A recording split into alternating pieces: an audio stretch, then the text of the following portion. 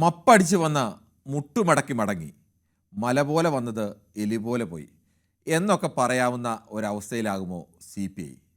എല്ലാം പറഞ്ഞ് compliments ആക്കിയെന്ന Mannar Mathai സ്പീക്കിങ്ങിലെ dialogue പോലാവും ഒടുവിൽ എന്നാണ് സൂചന.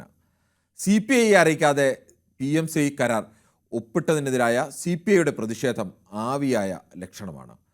PMC കരാർ ഒപ്പിടൽ ഇടതുപക്ഷ വഴിയല്ല, മുന്നണി മര്യാദയുടെ ലംഘനമാണ്, അതിൽ അസ്വാഭാവികതയുണ്ട്.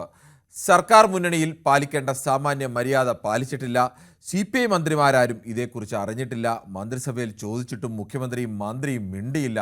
ഇതെന്ത് കൂട്ടുത്തരവാദിത്തമാണ്? ഇങ്ങനെയൊക്കെയായിരുന്നു കടുപ്പത്തിൽ ബിനോയ് വിശ്വം ഇന്നലെ ചോദിച്ചത്.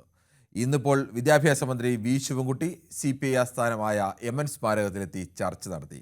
അങ്ങ് ഡൽഹിയിൽ CPI ജനറൽ സെക്രട്ടറി D രാജ, CPM ജനറൽ സെക്രട്ടറി MA ബേബിയെ കണ്ടും ചർച്ച നടത്തി. ഒപ്പിട്ട കരാർ ഒപ്പിട്ടു, ഇനി അതിൽ നിന്ന് മാറാനാവില്ല എന്ന ഉറച്ച നിലപാടിലാണ് CPM. ഒരു മാസത്തിനുള്ളിൽ പഞ്ചായത്ത് തെരഞ്ഞെടുപ്പിലേക്ക് പോകേണ്ടതുണ്ട്.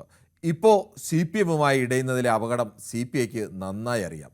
ഇനി ആകെ വഴി PMCയിൽ ഒപ്പിട്ടെന്ന് കരുതി നാഷണൽ എഡ്യൂക്കേഷൻ പോളിസി നടപ്പാക്കില്ലെന്നും ഒപ്പിടും മുമ്പ് CPIയുമായി ചർച്ച നടത്തുന്നതിൽ വീഴ്ച വന്നു എന്നും ഒരു വിശദീകരണം മുഖ്യമന്ത്രിയോ അതിന് MV ഗോവിന്ദനോ അല്ലെങ്കിൽ വിദ്യാഭ്യാസ മന്ത്രിയോ നൽകണം.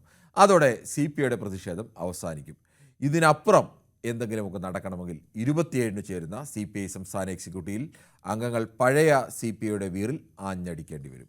ഈ വിഷയമാണ് ന്യൂസ് 18 പൊതുവേദി ചർച്ച ചെയ്യുന്നത്.